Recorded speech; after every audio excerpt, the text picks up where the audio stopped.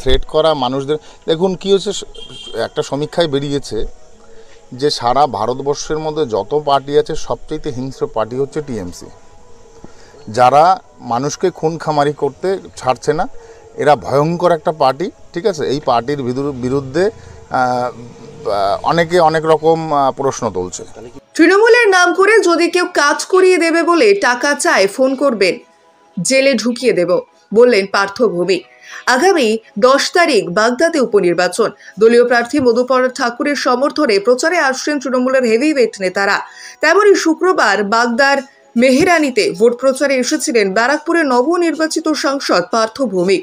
অস্থায়ী মঞ্চে বক্তব্য রাখতে গিয়ে তিনি বলেন, আপনার এলাকাতে যে ছেলেরা বাড়ি বাড়ি যাচ্ছে, আপনাদের অসুবিধা শুনতে তাদের নম্বর নিয়ে রাখুন।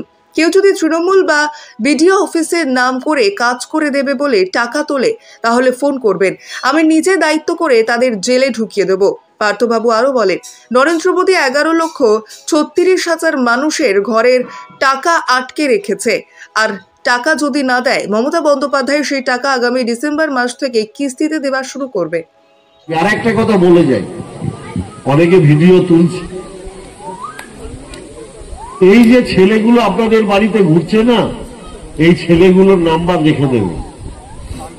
কেউ যদি তৃণমূলের নাম করে কিংবা বিডিও অফিসের নাম করে কোনো কাজের জন্য 1 পয়সা চায়, এই ছেলেগুলোকে খালি ফোন করবেন, তাকে জেলে ঢুকিয়ে দেওয়ার দায়িত্ব আমার, আমি দায়িত্ব নিয়ে নেব। এই যে ছেলেগুলো যাচ্ছে, এদের ফোন নাম্বারটা দয়া করে রেখে দেবেন, যে দাদা আমাকে বলেছে এই ভাতা করে দেবে, টাকা চেয়েছে, যে টাকা চাইবে তার নামটা ওই ফোন করে বলে দেবেন, বাদবাকি দায়িত্বটা আমার। মমতা ব্যানার্জি বলে দিয়েছে কোন রকম দুর্নীতি তিনি বরদাস্ত করবেন না, নইলে আমার কোনো খেয়ে দিয়ে কাজে নেই, আমি নৈহাটি থেকে এখানে চলে এলাম, আমি তো এখানে দাঁড়াবো না।